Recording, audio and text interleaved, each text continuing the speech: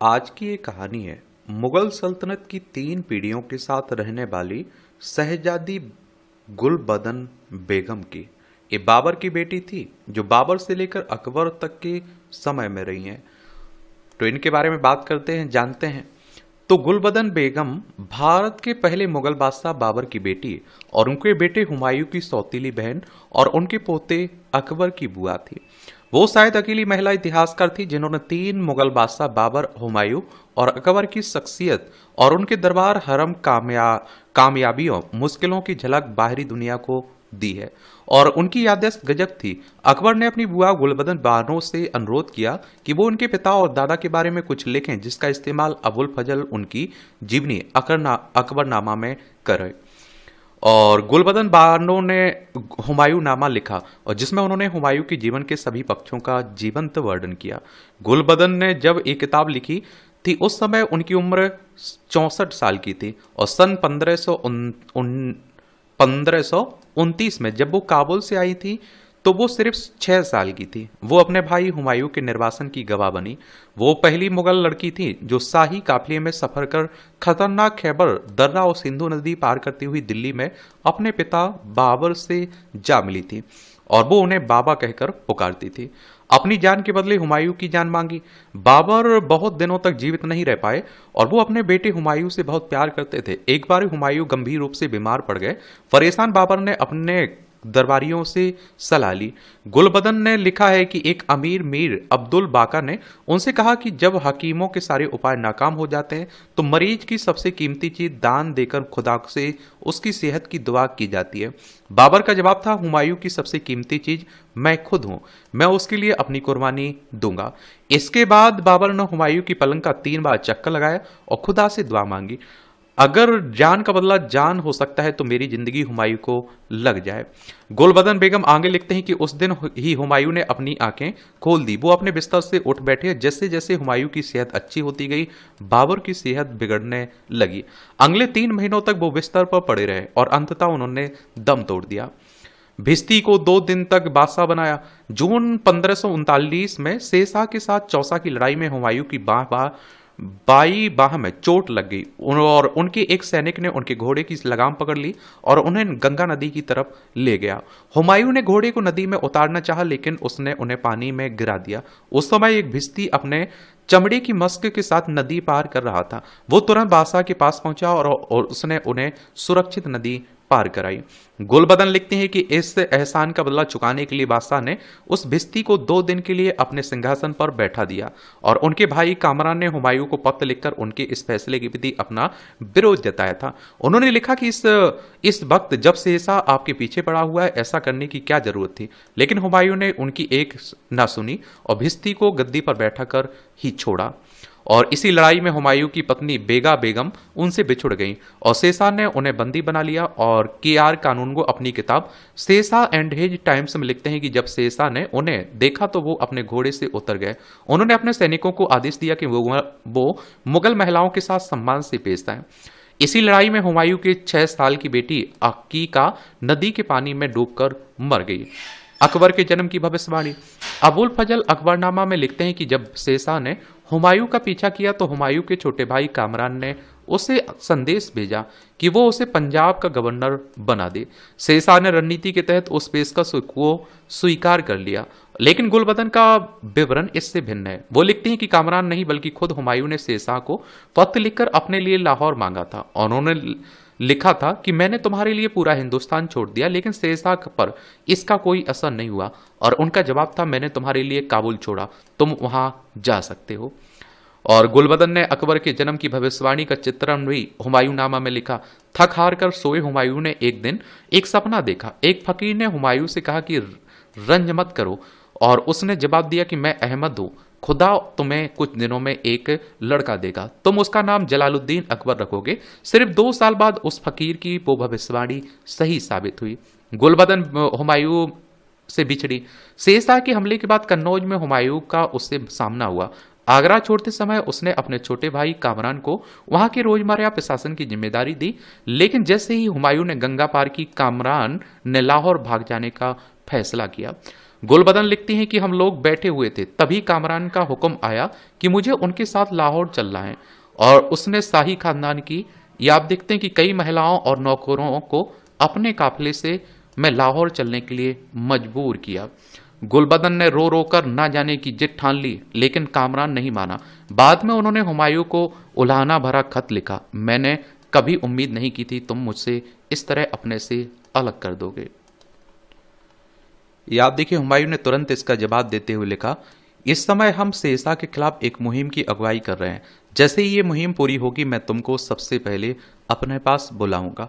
गुलबदन जब तक लाहौर पहुंची हुमायूं की हार हो चुकी थी, लेकिन वो जिंदा बच निकले थे। हुमायूं की हमीदा से शादी।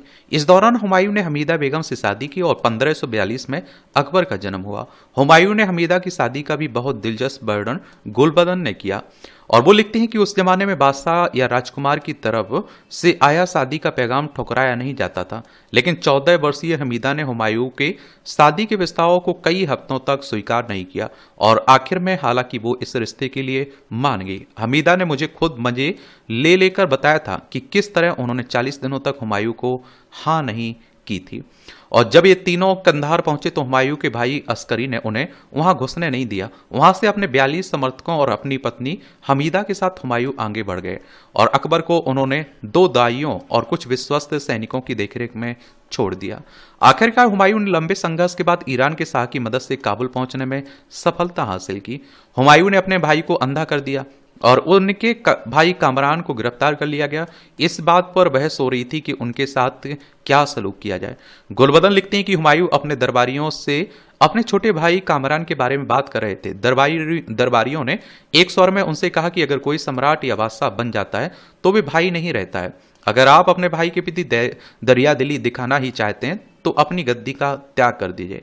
दरबारियों ने कहा कि वो भाई नहीं सम्राट के दुश्मन हैं। हुमायूं ने उन सब की बात सुनी और कामरान की आंखें फुड़वाने का आदेश दे दिया। इसके बाद हुमायूं ने दोबारा भारत का राजकाज संभाला। जब हुमायूं की पत्नी हमीदा 3 साल बाद अपने बेटे अकबर से मिली तो एक दिलचस्प दृश्य देखने को मिला। गुलबदन अपनी किताब हुमायूं नामे में लिखते हैं कि हुमायूं ने सभी शाही महिलाओं को एक जैसे ऊनी कपड़े और तुर्की टोपी पहनने के लिए कहा। हुमायूं देखना चाहते थे कि शहजादे अकबर 3 साल बाद अपनी मां को पहचान पाते हैं या नहीं। एक नौकर अकबर के उस कमरे में ले गया जहां सब महिलाएं एक जैसे कपड़े पहने हुए बैठी हुई थी। सब चकित रह गए जब अकबर दौड़कर सीधे अपनी मां की गोद में बैठ गए। सीढ़ियों से गिरकर हुमायूं की मौत। हुमायूं भी बहुत दिनों तक भारत पर राज नहीं कर पाए, और पार्वती शर्मा अपनी किताब अकबर ऑफ हिंदुस्तान में लिखती हैं कि हुमायूं अपने मेहमानों से लाल पत्थर से बने शेर मंडल में मिला करते थे। वहीं पर उनकी लाइब्रेरी भी थी। छत पर लोगों से मिलने का एक फायदा ये भी था कि पास की मस्जिद में नमाज पढ़ने आए लोग हुमायूं की झलक पा सकते थे। हुमायूं की मौत का विवरण उन्होंने कुछ इस तरह दिया। एक दिन जब हुमायूं लाइब्रेरी से सीढ़ियों से नीचे उतर रहे थे, उन्होंने पास की मस्जिद से अजान की आवाज सुनाई दी। उन्होंने उसी समय झुककर सजदे में जाना चाहा, लेकिन उनका पैर उनके पजामे में उलझ गया और वो सीढ़ियों के से नीचे आ गिरे। उनके सिर पर गहरी चोट आई और उनके कान से खून बह निकला, और आप देखते हैं कि क्या 3 दिन बाद 27 जनवरी को उनका निधन हो गया, उनकी मौत हो गई। गुलबदन की हज यात्रा। अकबर के बादशाह बनने के बाद उनकी बुआ गुलबदन बानो ताजा बने फतेहपुर सीकरी के महल में रहने लगी। गुलबदन का कुछ कद छोटा था, वो तंदुरुस्त काठी की थी, और अकबर उनके मुगल परिवार की एक बुजुर्ग महिला का सम्मान देते थे। पहले 2 मुगल सम्राटों के साथ रहने वाली गुलबदन अब अपने भतीजे के महल में रह रही थी। वो मुगल खानदान की पहली महिला थी जिन्होंने हजारों मील दूर सऊदी अरब में हज पर जाने का फैसला किया। अकबर ने उनके इस फैसले का समर्थन किया, और आप देखेंगे कि उनके दल में कुछ 11 आप देखते हैं कि क्या 11 महिलाएं थी। क्या थी? 11 महिलाएं थी। और आप देखते हैं कि मशहूर इतिहासकार रूबीलाल गुलबदन की जीवनी vagabond princess the great adventures of Gulbadan में लिखती हैं कि सितंबर 1576 में गुलबदन बेगम के नेतृत्व में मुगल महिलाओं का दल 2 नौकाओं में सूरत से हज के लिए रवाना हुआ। उनके पास दान देने के लिए 6000 रुपये थे। उनके दल में कुछ पुरुष भी थे, क्योंकि उस दौर में पुरुषों के बिना महिलाओं की यात्रा करने की कल्पना भी नहीं की जा सकती थी। लेकिन ये साफ था कि इस यात्रा में सभी बड़े फैसले गुलबदन ही ले रही थी। गुलबदन मक्का में पूरे 4 वर्ष रही। उनके वहां पहुंचने के 1 साल के अंदर ही वहां के शासक सुल्तान मुराद तृतीय ने उन्हें और उनके साथियों को वहां से निकालने का आदेश दे दिया और 2 वर्ष बाद 1580 में यह आदेश फिर से दिया गया। इस तरह के 5 आदेश आज भी तुर्की के राष्ट्रीय अभिलेखागार में सुरक्षित हैं। अरब शासक मुराद की नाराजगी की वजह थी कि इन महिलाओं का लोगों का ध्यान अपनी तरफ आकर्षित करना। जहां जहां वे जाती उन्हें देखने के लिए लोगों की भीड़ लग जाती। गुलबदन सिर्फ मक्का में ही नहीं रुकी, उन्होंने अरब के दूसरे शहरों की भी सैर की और ईरान के तीसरे स्थान मसअद भी गई। शहजादे सलीम ने अजमेर जाकर गुलबदन का स्वागत किया। मार्च 1580 में गुलबदन अपने पूरे अमले के साथ तेज राव नौका पर जद्दा से भारत के लिए रवाना हुई, लेकिन अदन के नजदीक वो नौका टूट गई और गुलबदन को अपने साथियों के साथ अदन में 7 महीने बिताने पड़े। जब वो सूरत पहुंची तो उन्होंने भारत छोड़े पूरे 7 साल हो चुके थे। सूरत पहुंचने के बाद वो फतेहपुर सीकरी के लिए रवाना हुई और इरा मुखोटी अपनी किताब डॉटर्स ऑफ द सन में लिखती है कि बादशाह अकबर ने हज पार्टी का स्वागत करने के लिए 13 साल के शहजादे सलीम को अजमेर भेजा। रास्ते में वो मोइनुद्दीन चिश्ती की मजार पर जियारत के लिए रुकी। अकबर ने सीकरी से 37 मील दूर खानबा में आकर अपनी बुआ का स्वागत किया। जब वो सीकरी पहुंची तो लोग उनके स्वागत में सड़कों पर उतर आए। अकबर ने पार्थिव शरीर को कंधा दिया। गुलबदन ने अपने जीवन के अगले 20 साल अकबर के साथ बिताए। सन 1603 में 80 साल की उम्र में उनका देहावसान हुआ। उस समय उनकी भाभी और अकबर की मां हमीदा बानो उनके बगल में थी। उन्होंने गुलबदन को उनके प्रिय नाम बेगम जियो कहकर पुकारा। गुलबदन ने अपनी आंखें खोली और हमीदा बानो की तरफ देखकर कहा, मेरा सफर खत्म हुआ, खुदा तुम्हें लंबी उम्र दे। गुलबदन की मौत से अकबर को बहुत सदमा पहुंचा। उनके पार्थिव शरीर को कब्रिस्तान तक पहुंचाने में उन्होंने अपना कंधा दिया। अगले 2 साल में जब तक वो जीवित रहे उन्होंने अपनी इस बुआ को बार बार याद किया और हमीदा बानो भी बहुत दिनों तक जीवित नहीं रही। 1 साल बाद 1604 में उन्होंने भी अपने प्राण त्याग दिए। अकबर ने उनके शोक में अपने सिर के बाल और दाढ़ी कटवा दिए। तो देख रहे हैं, ये कहानी है बाबर की बेटी गुलबदन की।